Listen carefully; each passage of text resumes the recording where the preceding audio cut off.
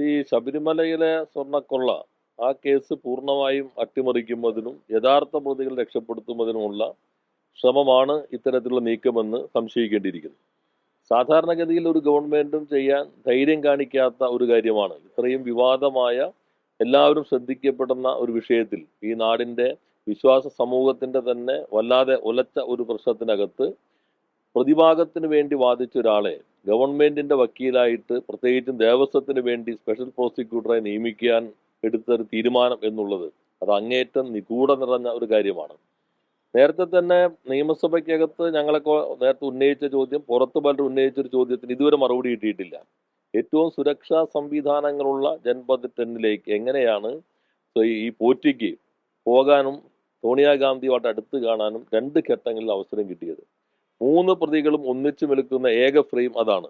അതിനുള്ള ആരാണ് ആ സൗകര്യം ചെയ്തു കൊടുത്തത് എന്ന ചോദ്യത്തിന് ഇതുവരെ കേരളീയ സമൂഹത്തിന് മറുപടി കിട്ടിയിട്ടില്ല.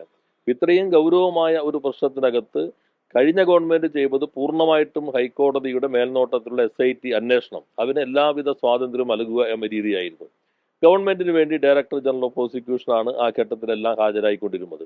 ഇവിടെ പ്രതിക്ക് വേണ്ടി വാദിച്ച ഒരാളെ ഇത്രമാത്രം വിവാദമായ വിശ്വാസ സമൂഹത്തെ വല്ലാതെ ഉലച്ച പ്രശ്നത്തിനകത്ത് ഗവൺമെന്റിന് വേണ്ടി വക്കീലാക്കി നിയമിക്കുക എന്നുള്ളത് കടുത്ത വെല്ലുവിളിയാണ് ഈ ഗവൺമെന്റ് ഉയർത്തിയിട്ടുള്ളത്. യഥാർത്ഥ പ്രതികളെ രക്ഷപ്പെടുത്താനുള്ള വ്യഗ്രത ഈ സർക്കാരിനുണ്ടോ എന്ന് സംശയിക്കേണ്ടിയിരിക്കുന്നു.